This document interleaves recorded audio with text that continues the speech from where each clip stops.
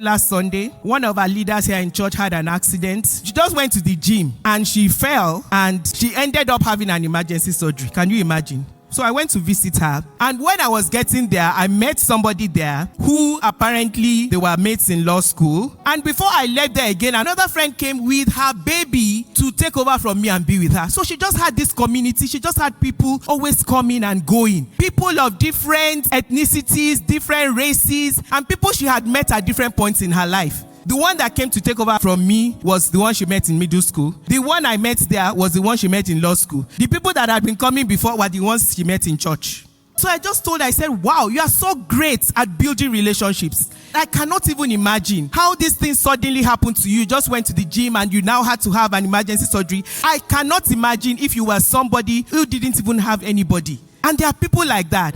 I now recall that the one I met, who she had met in middle school, she had gone to Nigeria to attend that person's wedding. And this person I'm talking about is not even a Nigerian. You know, it is because of how she has showed up. It is because of how she has related to people. It's not only about being in that community and having that community, but how do you show up in your community? The Bible says that he that must make friends must show themselves friendly. So how do we show up? These are questions that we need to ask ourselves this year. How are we building the relationships in our lives?